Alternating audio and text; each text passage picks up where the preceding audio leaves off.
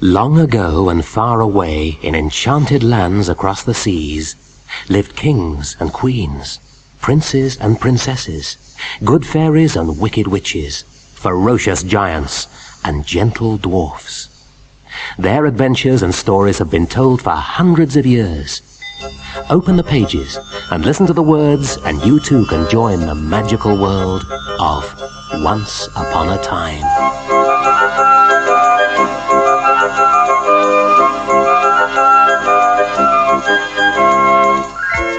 Old Sultan.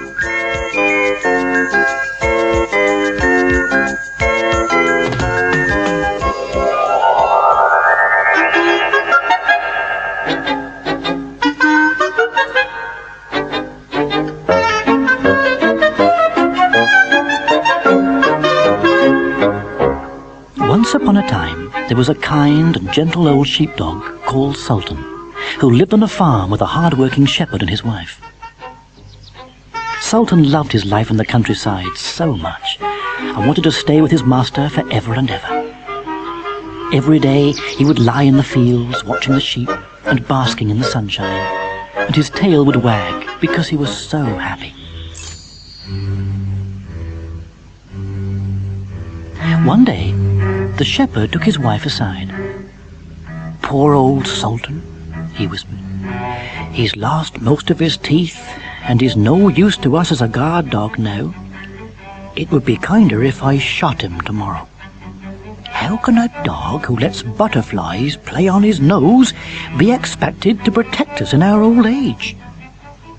When the shepherd's wife heard these harsh words, she started to cry. She cried so much that the wool she was winding soon became soaking wet. "How could you even think of killing Sultan?" she cried.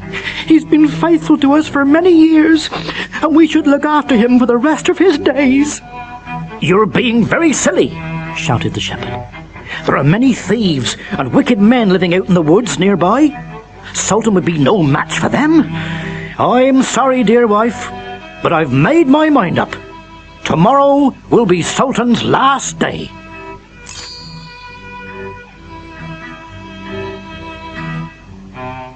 Sultan, who was lying close by, heard every word that his master had said, and felt very sad when he thought of all the lovely friends he'd have to say goodbye to.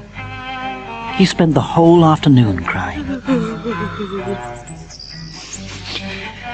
In fact, he cried so much that when one of the butterflies came to play on his nose, he said, "Sultan, I am swimming in your tears. Why are you so upset?" The poor, gentle little dog told the butterfly what his master was planning to do to him.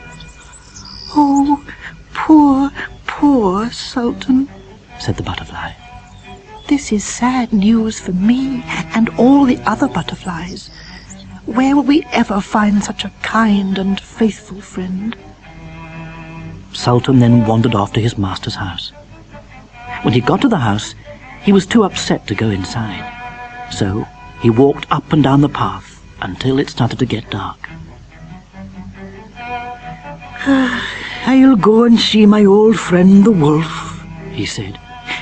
"Perhaps he'll be able to cheer me up." So off to the woods he went.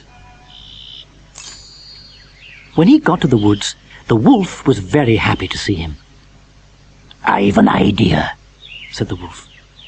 "If you follow my advice, you can become a hero. Sit closer, and I'll tell you how.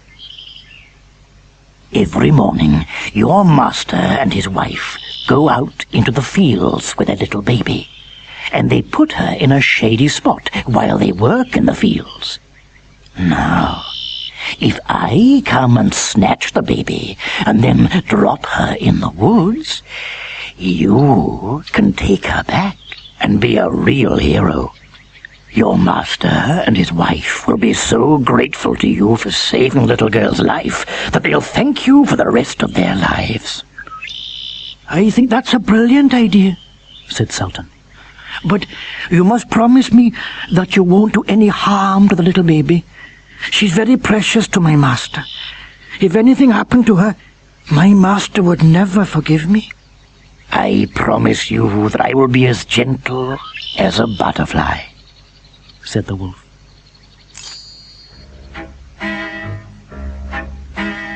So, the next day, Sultan and the clever old wolf put their plan into action. While the shepherd and his wife were hard at work in the fields, the wolf picked the baby up in his mouth very gently and then ran off into the woods. "Help! Help!" cried the shepherd and his wife. "The wicked wolf has stolen our precious baby! If someone doesn't catch up with him, we'll never see her again!"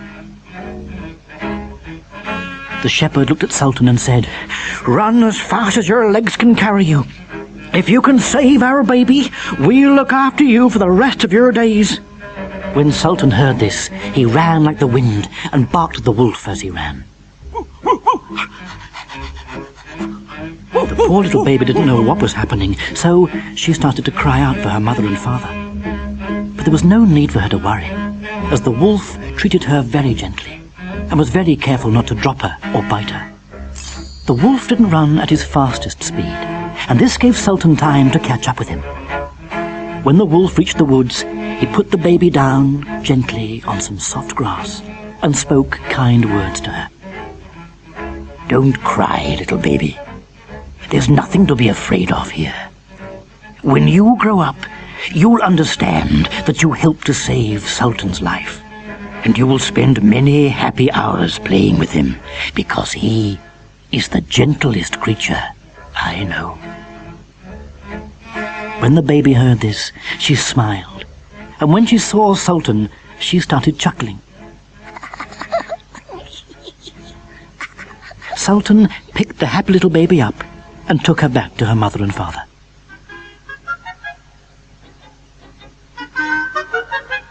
The shepherd and his wife jumped up and down with joy when they saw Sultan carrying their baby. "How can we ever thank you?" said the shepherd. "Wife, go home and make Sultan the best dinner he has ever had."